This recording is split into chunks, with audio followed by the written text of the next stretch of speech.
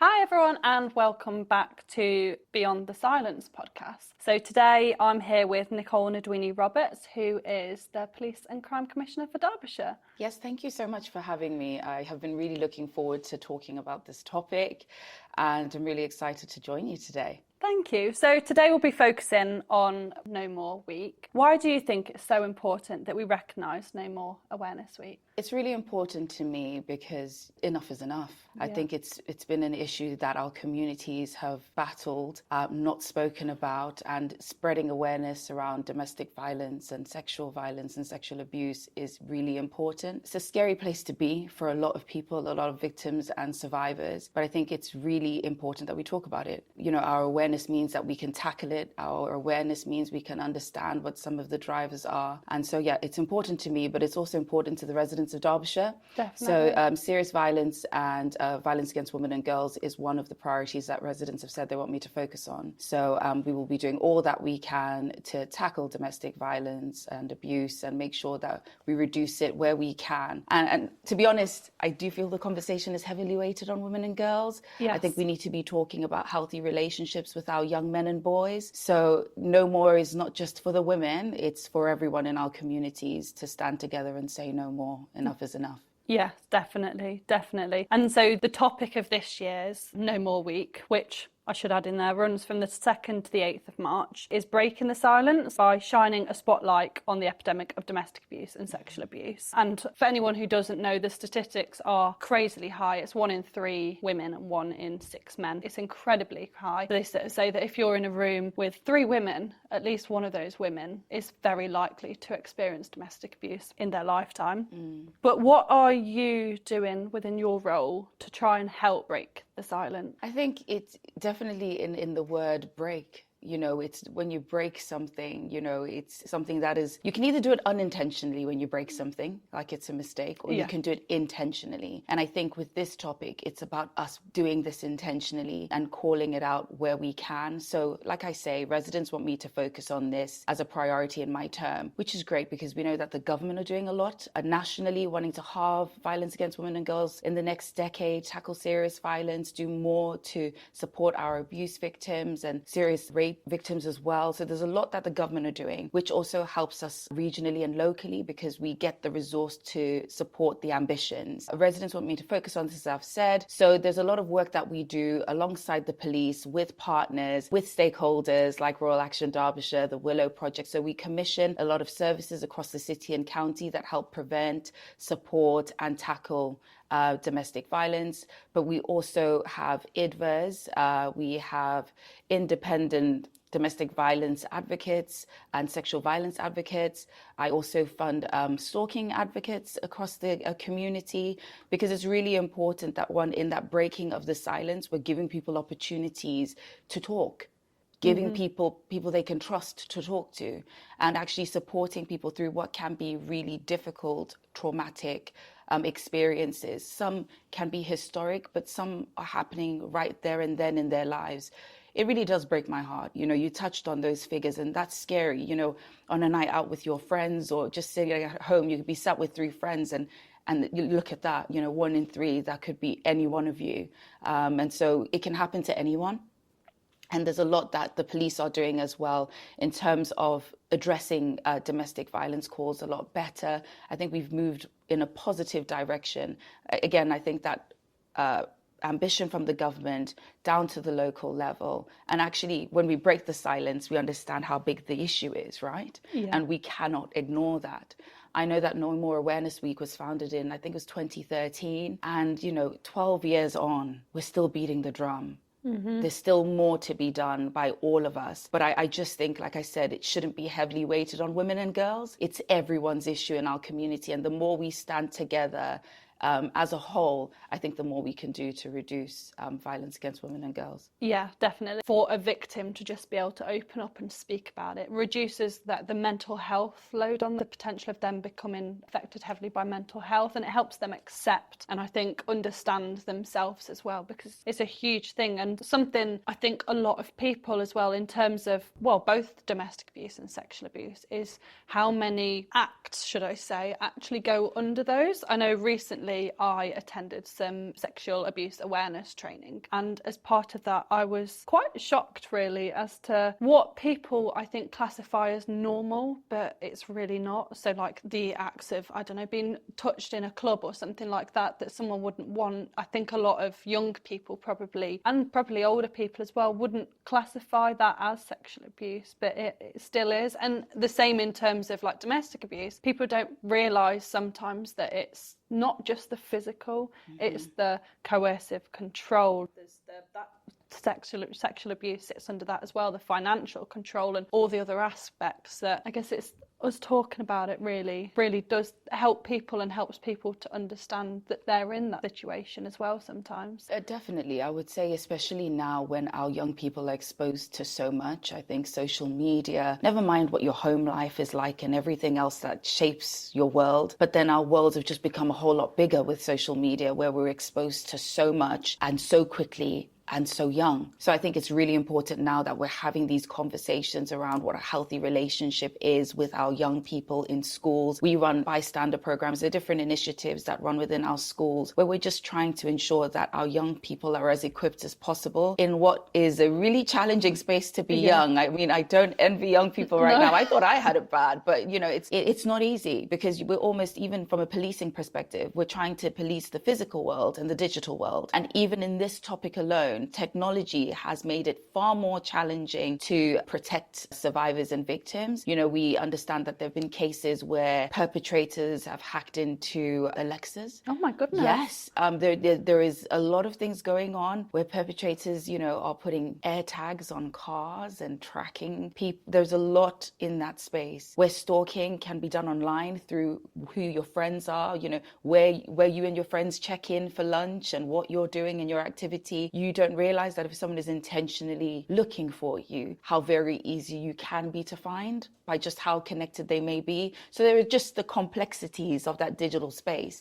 Now, I love, you know, the online platforms that we have. There's some, you know, some are my favorites, some not so much. But what I would say is, you know, technology is there for good, but we know that it can be used for harm. And I think especially in this space, I would urge people to just be more careful online. And especially if you find yourself in a relationship or a situation where you're unsure about the person's character and how they're treating you, and you think, actually, are they following me? You know, you do a tech check. Yeah, there was actually, the other week it was Safer Internet Week as well. And I know that we shared various guides for parents to ways that they can help their children stay safer online, because it's a minefield. I think back to when I was in early secondary school and Facebook was just becoming a thing. And even then I thought, I loved it, but it was a lot. And I mean, I think I know a lot of people, like including myself, were like bullied, for example, on Facebook. But you think now it's like, it's a minefield. And for the parents that they've never grown up on there, it's a lot for them. It really is a minefield for them. But there are guides for people out there to be able to, not that they should have to, but unfortunately in this digital world that people don't know how safe their kids are on there, unfortunately, do they? No, and you're right. So last year I met with Snapchat at an event around, you know, giving parents that support and the work that they're doing.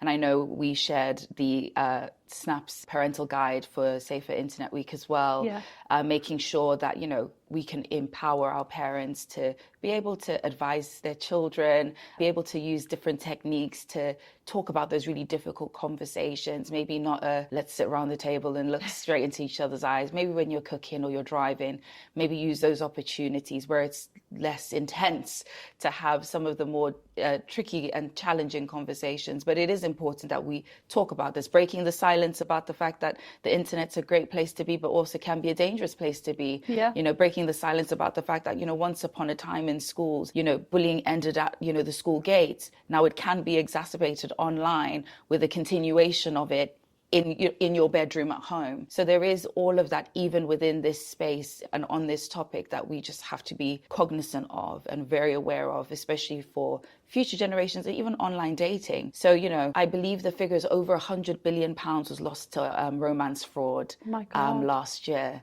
So, you know, even dating safely online, and the people that we meet, so much that we do with meeting the individuals that we might be in a romantic relationship with can be formed online too. So there's some signs and things that we need to try and spot and try and see those red flags. But sometimes even the best of us don't, right? Yeah. Sometimes even, you would never think it would happen to you, and it does. But for me, as Police and Crime Commissioner in Derbyshire, it's just really important that people know where to go for that support and feel that they have safe spaces to talk about these issues, and actually that we have a justice system that will tackle these perpetrators and actually make sure that the right punishment is what they get. Yeah, definitely. And it's brilliant that there are so many safe spaces around nowadays as well. And for anyone who doesn't know, you can go into most any chemist, and including chemists in supermarkets, for example, like the big Morrisons and Tesco's, and they're the safe places in there as well. And I think there's many more that seem to be popping up where organisations decide that they want to be part of the safe spaces as well. And I would also say some of our Derbyshire victim services across, in fact, if I say not even some, I'd say all, would open their doors, if you felt that you needed just somewhere to just sit and have a break and talk to someone, or not talk to someone because you are distressed or whatever it may be, please, there are different organisations across Derby and Derbyshire. If you check out Derbyshire Victim Services website, all the different specialisms that they have on the different issues that you may be facing.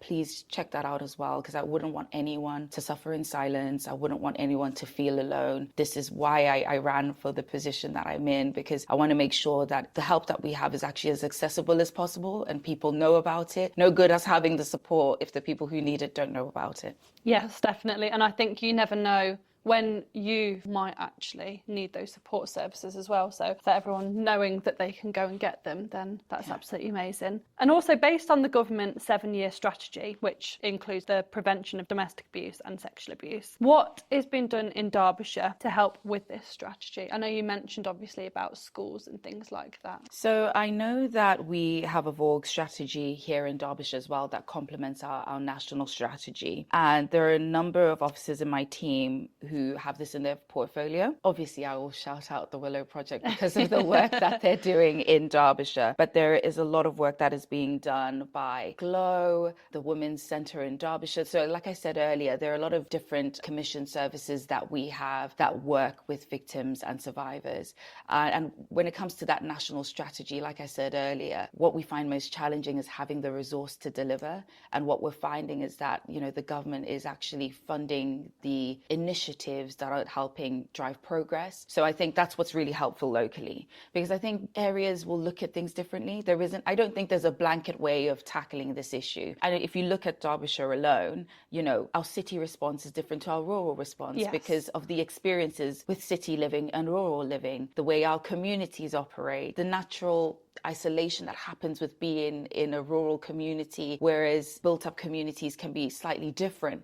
If you were to shout for help on a farm, who would hear you as much in comparison, for example, to someone in a built-up community. So I think that the response has to be tailored to the community, and one size doesn't fit all. So whilst there is a national strategy where the police are doing all that they can with their dedicated teams that tackle domestic violence, with, we're having in the control room specialists that are coming in to help support those that are answering 101 and 999 calls, especially in this space, because that's really important. When you ring the police, that's your first point of, when you've taken the courage and found it in you to actually report it or speak to someone, we want you to have the best experience. It's an awful scenario, but we want you to not feel like, oh, I'll never call them again, or actually that was pointless. We want you to feel that you were supported and that the right expertise and you had the right people on the other side of the phone. So there's a lot that's being done nationally. And I think as we unpick that with the new government and look at all the new initiatives that are coming our way, then I think that we'll definitely see a more robust local delivery plan. But like I say, it will be different in different spaces. Yeah, definitely. And also, do you think, and if so, how, that we can get the public to help us to achieve the whole prevention of domestic abuse and sexual abuse? So I'll start with the different partnerships that we have in Derbyshire. There are a lot of strategic partnerships that we have, and I forgot to mention this in the last one, but we have the Domestic and Sexual Abuse Partnership Board, and we also have a number of boards that sit with our health partners, education partners, our criminal justice partners. I chair the local criminal justice board. So there are a number of organizations around the table, because we know that domestic violence doesn't affect men and women alone. It also affects children, your mental health, and depending on what is going on behind closed doors, your physical health. There is so much around this issue. So what we have is a lot of stakeholders in Derbyshire who are alert to the issues that we face and the challenges that we have. And we all have people who come to us. So we will all have people who come to us for whatever reason. And it is really important that we're passing those messages on. We're passing on where you can go for support. So for me, even from the strategic partners, that we have that buy-in, but we need to be doing more to get those messages out. Like I say, we've got the support there. We've got things in place, but we need to get them out to the people that need them. It is really important for the public also. Like I say, it is our problem. It is our community. It is our young people. It is our grandparents. It is our mothers. It is our sisters. We are in this together, and we will only solve it together. So it is really important that the public are aware and engaged, and that we are not just listening, but we're proactive with that information that we have. So when we're saying no more, who is saying no more? All of us. Exactly. So we need it, when we're saying call it out, who is calling it out? All of us. So it's incumbent on all of us to be going, actually, when you see you touched on things that we have become a norm, like you said, if someone were to touch you, tap you on the bottom in a club, people almost think that that's part of a night. Yeah. It could, and it's wrong. And actually going, no, don't do that. Or other people calling that behavior out and not thinking it's funny is what we need to be doing. And so, like I say, it shouldn't be just about the women and the girls. It's the men and the boys actually stepping up as well. And when you see your mates doing things that are inappropriate, we're saying that's not appropriate. In fact, that's a crime. Yeah. Or, that's illegal. Whatever it is, we need to, and I think there's room for discussion around what was, sometimes I find it interesting because you can talk to different generations and people have different perceptions based on when they were young or what was appropriate when they were my age or whatever. But, we can only, especially in the realms of legality and law, operate in what is true and what is real now. And so, in some spaces, there isn't that grace, there isn't that grace to go, oh, well, it was all right back then. It is not, no more. Yeah. It is not all right now. It's a no. So I think we just need to be firmer in that. And I know there is education. And we have a space for that. There is that prevention piece that is really important for me, that early intervention. How do we get in early? How do we cultivate good habits? How do we learn healthy relationships, healthy ways to respond? But then there's the no. Yeah. And if we don't start to really be clear on those boundaries, it makes it really difficult to challenge. So if I let something slide in front of you, then if it happens again, you think, oh, do I say it then? Oh, the last time this happened, no one said anything. Oh, Which they think it must be okay. It must be okay. And so actually, we're failing each other and we don't know who's watching. So you don't know if your daughter's watching how you're responding to someone, or your friend is watching how or your colleague is watching how you respond, and actually is almost seeking that guidance from you. And if we do it wrong, then they pick up the wrong habits also. So we always have to be on this topic, otherwise nothing changes. Yeah, it's been a best role model to people, and it's not even just people's children. It's as you say, their friends, their family, and everyone else. And I guess that's where the prevention links in very closely with awareness, is that I guess in order to prevent things in, say, the older generations, I guess it's slightly different for the younger generation because they're obviously still learning as they grow up and everything. But I guess for the older generation, it's making them aware that no, it's not okay. And as you said, how they think, oh, well, it happened when we were younger. And a lot of people say, oh, we just put up with it. It was just, but that's not the case. They created this norm. I say it was created as a norm. And yeah. I mean, it goes back to something so simple, of which is really nice actually, that I know of or have noticed that it doesn't really happen anymore. Something so small as like wolf whistling, that used to happen all the time. I know when I was younger it used to happen all the time, and I know a lot of the time it's meant harmlessly, but it's that time when it isn't meant harmlessly that it just becomes the norm, and then it's putting a stop to it. And I don't know about you, but I haven't noticed that myself. But I guess I don't live around like lots of people or anything, but it's nice that seems to have stopped, and it's putting that into play away with everything else that's happening and everything else that, no, it's not okay to do that. No, it's not okay to talk to someone in that way. And yeah, and I think going back to having a government that's behind things like this and these topics and the challenges that we're facing and seeing that are real in our communities, is that, you know, rape and marriage was only made illegal in the 90s. It's not a long time ago. no, it's not. So it just goes to show that actually what you need is the legislation and the policy that actually says it's wrong. And if you don't have that in place to support that, then that's when that culture of what happens in marriage. Well, no, it shouldn't, and it's illegal. Yeah. But, you know, can you believe that it was only in the 90s that was the case? So for me, it's really important that we have a government and we just have leadership that actually leads in that space consistently. It shouldn't matter who is in government. This is an issue for everyone, and it should be a priority for everyone. And we need laws in place. We need tougher sanctions, I believe, as well. Yeah. You know, talking to survivors, it's a harrowing experience, and sometimes it feels like the justice system isn't behind them in the ways that we would like. And so actually bringing these things to the forefront and actually bringing some of the issues that we're seeing to ministers, to government, is something I do within my role, where if something isn't working or we feel actually I'm not really comfortable with that, how that's happened for my resident, alongside your local councillors, MPs. We are there to champion the people we represent. We're there to raise the issues that, you know, in theory might look like, well, that works, but in practice it doesn't. And often we hear that on the ground. So being able to feed that back, to make sure that laws are more robust, to make sure that we're doing all that we can to keep people safe and all that we can to actually deal with these issues. So, for example, we have perpetrator programs here that we fund in Derbyshire, and actually understanding how do we stop this issue. Yeah. There's the early intervention, and then if for whatever reason we don't get there early, then how do we help navigate a world where perpetrators stop? How do we then navigate a world where victims and survivors are safe? So I honestly think you can't have one without the other. They go hand in hand. They go hand in hand. But sometimes when the funding is really challenging, people don't want to see you fund perpetrator programs versus supporting victims. And I can understand how it can be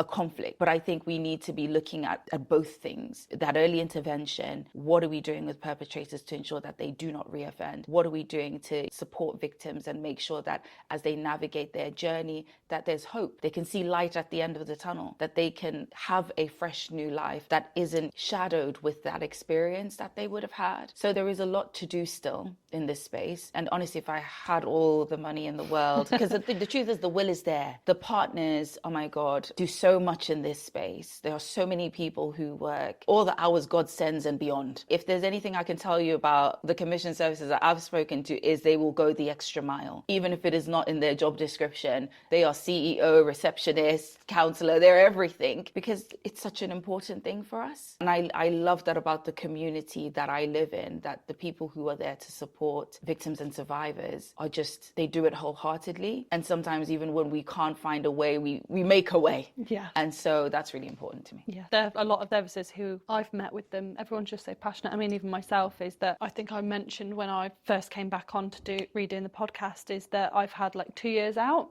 previously worked on the Willow Project 2 years out, and I miss their help. Even though at the Willow Project we don't work directly with victims, the feeling like you're making a difference, but feeling like you're making a difference, even if it's little baby steps, they all add up together, and we can try our hardest that we can do to try and end domestic abuse as much as we can, and sexual abuse. In fact, I did read something somewhere where they said that domestic abuse is a worldwide public health crisis and an abuse of human rights, which I think hits the nail on the head, that it's everyone's problem and everyone needs to get involved with trying to stop it. There is only so much that you and I and the services and everything can do. We want to try and get the public aware of it. I know that from myself speaking to family and friends, obviously if I speak to friends who are within any of the work I do, they're aware of like domestic abuse, sexual abuse and things like that. And as soon as I speak to people outside of it, it's amazing the amount of people who don't realise it's either as bad or as common as it is, or they don't know the signs, or they don't know what actually classifies as it.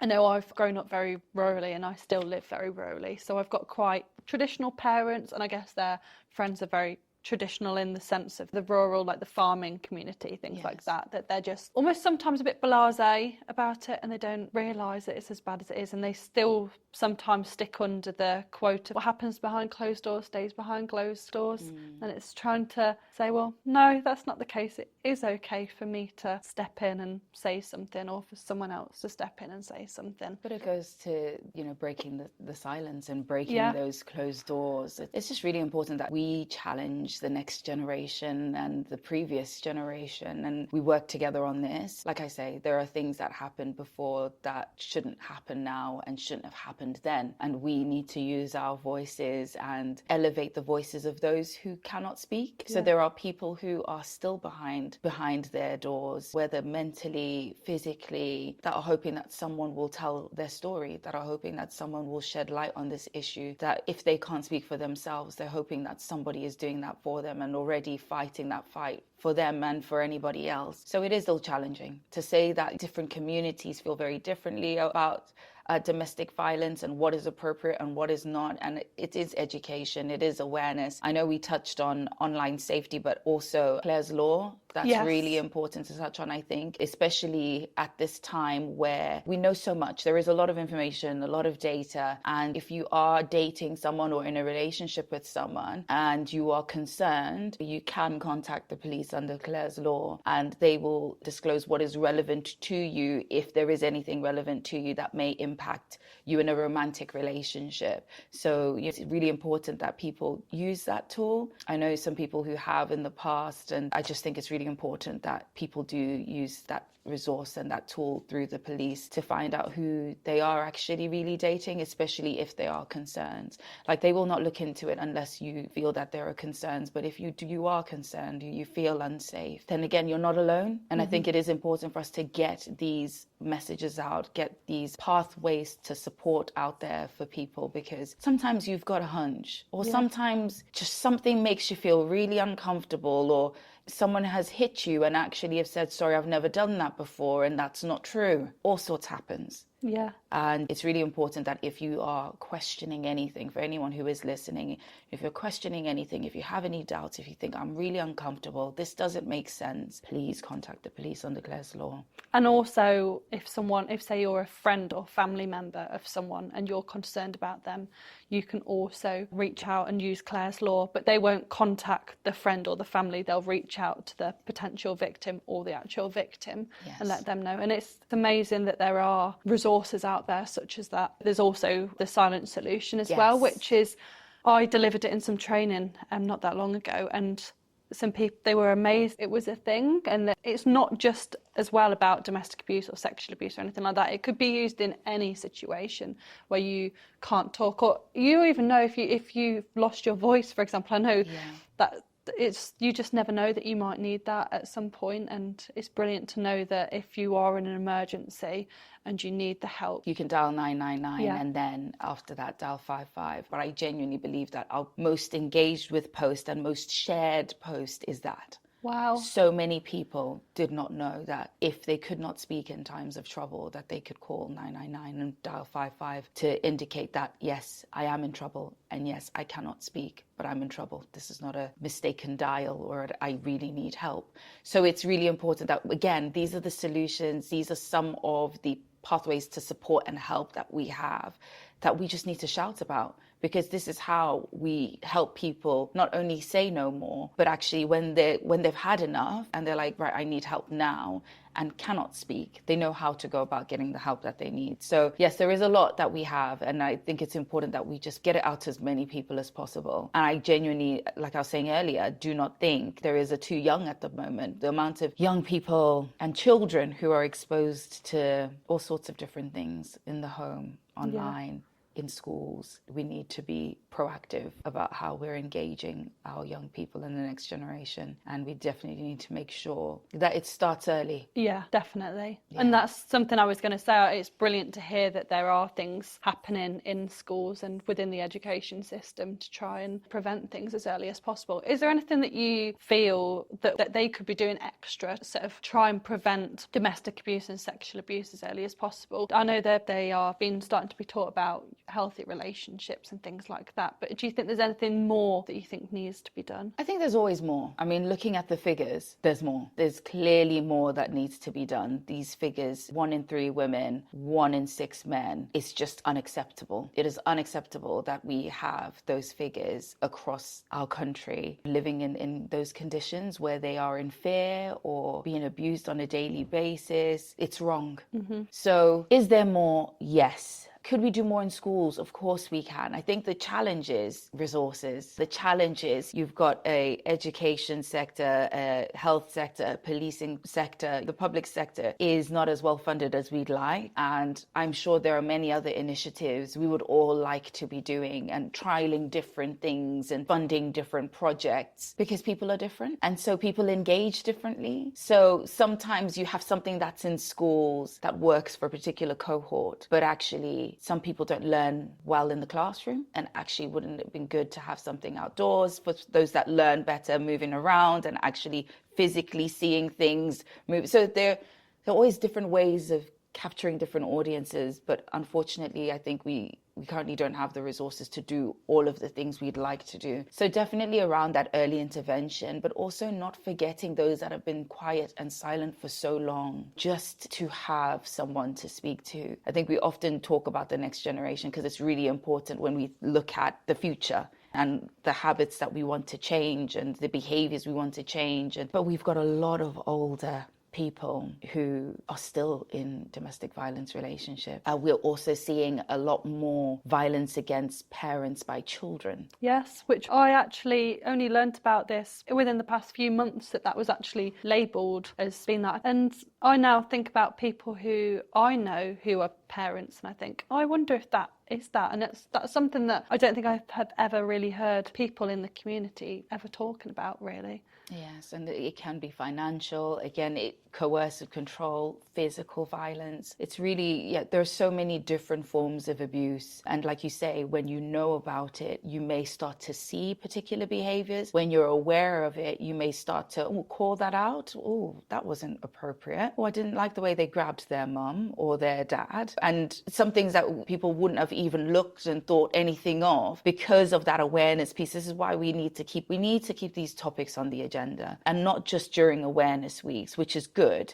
It is good for us because it gives us that time to dedicate. But I think as a community, what we should be doing from these awareness weeks is using the updated information that's been shared with us, the themes and the trends that we're seeing and the different challenges that we're seeing now, and being able to be on top of that. Yeah. Because again, wherever we fail someone, for me, I just don't want to fail anyone, and we fail people often. Yeah. It's giving people a voice as well, isn't it? So that they can talk, that they feel like from all the work that's been done, I guess, that we're shouting from the rooftops, trying to raise awareness and preventing everything. It gives those people who are either victims or potential victims a voice to be able to speak as well, because they see that it isn't okay and they realise that they can talk as well. Yeah, but we fail people often. I mean, obviously we do what we can to support people. Why I say sometimes we fail people often is when we don't use those opportunities to do so. Mm-hmm. And sometimes it's not me going to a dressing room in a conference. It's having that conversation at the kitchen with all my friends or my families or my aunties, almost making that assumption that it doesn't happen in our family. So let's not talk about, I'm not going to even raise the topic. So sometimes we fail people because there is sometimes an assumption that that conversation didn't need to happen in that space. Does that make sense? It gets shut down before it has a chance. Before it even has a chance. And actually, there is someone there thinking, I don't think this is right, but maybe they don't know what it's called. They don't even know that actually that's illegal or that is a crime, or actually there is support there for you. And so I think I'd urge residents and anyone who is listening to this podcast today to just think, in whichever space, let me use my voice. In whichever space I occupy, let me break the silence. Let's get comfortable having uncomfortable conversations, because nothing is built in the comfort zone. Absolutely nothing. No, nothing at all. Nothing changes in the comfort zone. And so if we don't become those agents of change, if we don't become those people who, I know sometimes I can be in a room and I'm like, really hope someone else is going to bring this up. And then I'm like, oh, it's getting to the end of this meeting. No one else has brought this up, right? Okay, I'm going to have to bring this up. And it is actually making sure that, one, you give people opportunities to do so, but when it's not raised as an issue, you're raising it. Someone is counting on you to raise it somewhere. And whether that be at home, whether that be in a pub, whether it be in a park, in the gym, anywhere. Yeah. It's breaking the silence, giving people the confidence to say, no, you can stand up, you can say something. I guess that links into the Vogue campaign, where it's the whole getting also not just females, but males or any genders to stand up and say, no, that's not okay. I've had friends or other people I know as well that I've seen things and I thought, no, that isn't okay. And I say, and you feel a little bit, because I guess a lot of it's taboo. It's not as taboo as it used to be, but it's still quite tabooed. And you do feel when you say it sometimes like, oh, like what they're going to think from saying it. But at the same time, they can think what they want, can't they? Yeah. But it's the same, no, that isn't okay. Or your friend tells you something about the relationship and they're like, no, that's not okay. Yes. And I have done that quite a few times. I've been like, too. that is not okay. Because then I had a friend say to me, oh, I don't know if I'm just over worrying about it. Or maybe it's just me, maybe I'm just thinking about it. And I said to her, no, that isn't okay. And what you're thinking, that's okay. So it's validating people's thoughts, feelings, and that's, I guess, by you being someone else's voice, like you said, asking the question that someone else is needing you to ask for them. It's then making them think, oh, my thoughts are correct. My gut feeling that this isn't okay actually isn't okay. And you could be sat with friends or family and everyone could be thinking, this does not sound great.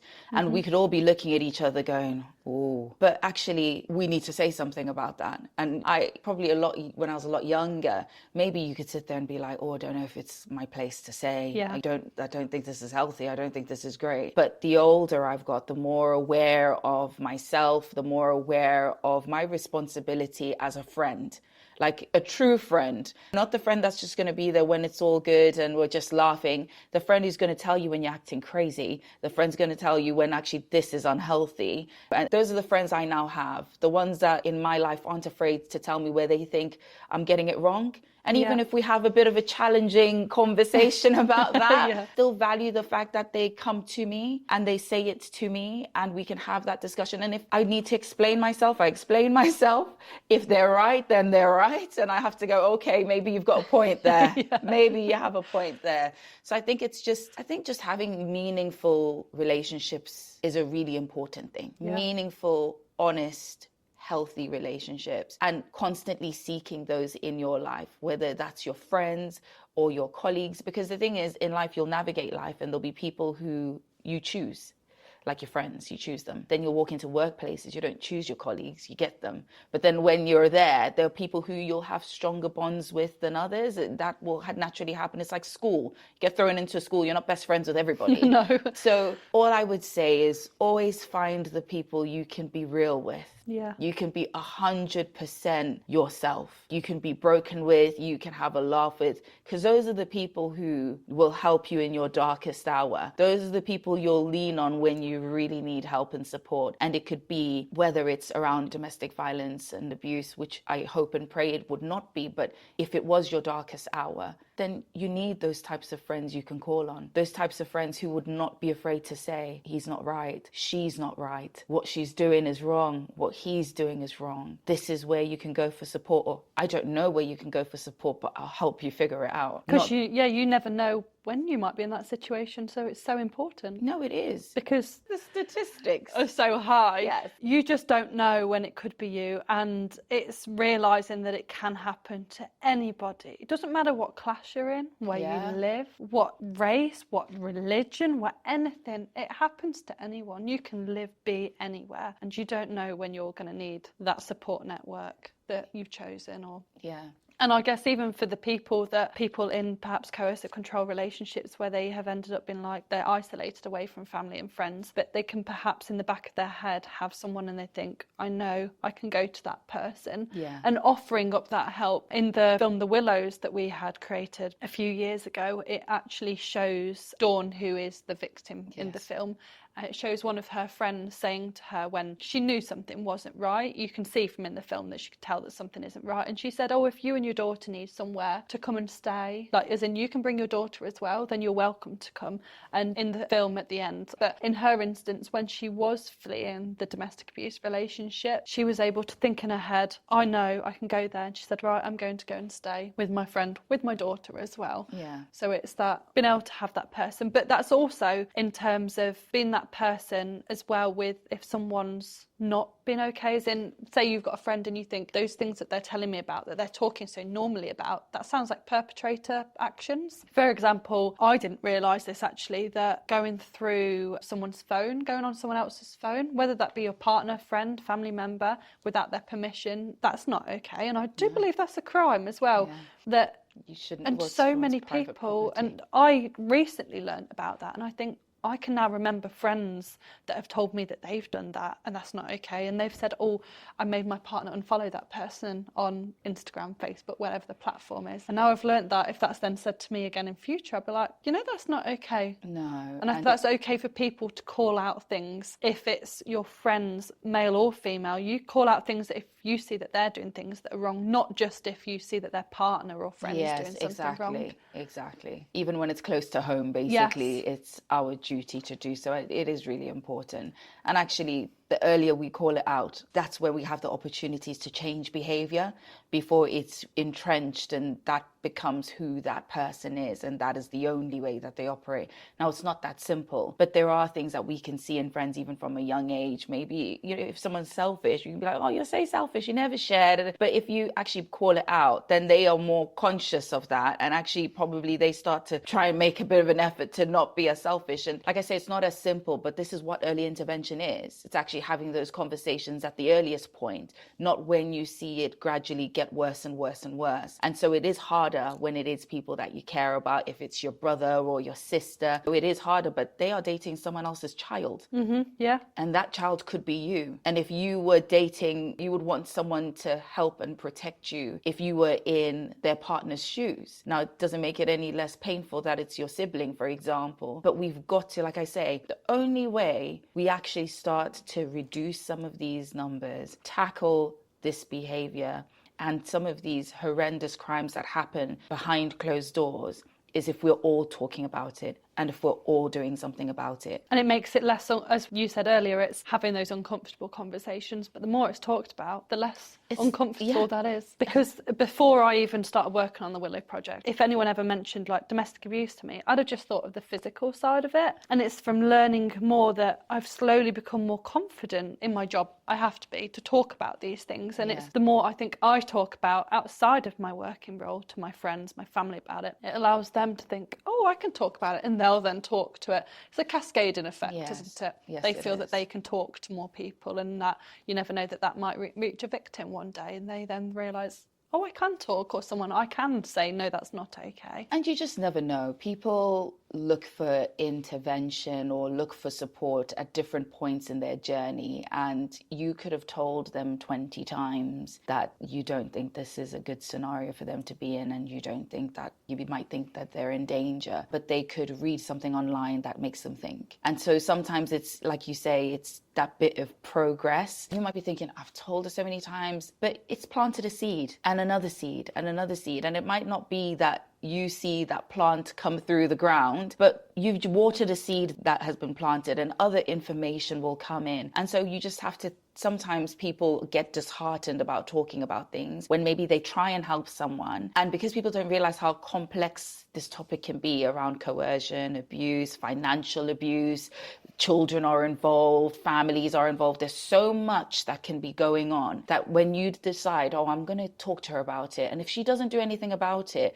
doesn't mean you stop talking about it. Doesn't mean you go, oh, well, do you know what? I've done my bit. That's it. It's actually recognizing that this might be really tough for that person. And actually, yes, you've mentioned it. Yes, you've tried to intervene, but just be there. Just be there, because there will come a day, and you hope and pray for the day that they decide that actually enough is enough. And you want to make sure that they have someone there, not that they think of some of the more horrible things that happen, some of the more really darker things that happen in our communities where people feel they have nothing to live for. Yeah. And in some cases, people take their lives. It's heartbreaking to think of. It is, it is. And I never want to be in a situation where someone I know, this is not to say you should blame yourself, you should never, but you want a situation where you are accessible to those that you love and care about. And you might not agree all the time on everything, but they're there. You know, you've got them on speed dial. And I think that's important. So sometimes it might feel like they're not listening, but just don't give up on them. Yeah. Something so simple as I had a friend that I was concerned about and I spoke to them about it. And I said to them that my phone automatically goes into what I call bedtime mode past, I think it's like 10 p.m. or something. And any text message or call, it's basically my phone's on Do Not Disturb. And I said to my friend, so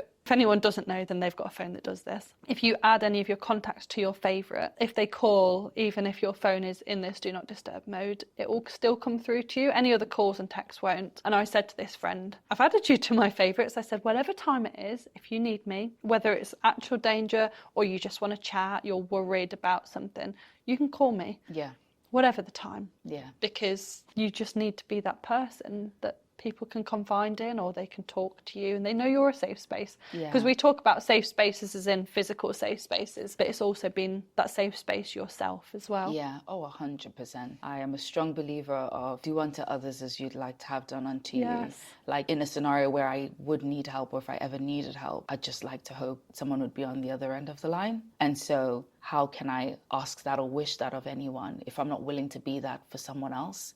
Yeah. So it is that kind of, again, it's us. We're in it together. You know, it's not just when I need help that everyone should pick up. It's actually when people need help, do they think I'm a safe space? And can they call me anytime? Yeah. And so actually it is, again, all of us. It's that community. It's us rebuilding the type of community that we want to live in, and the things that we don't want to be prevalent, working on those things together.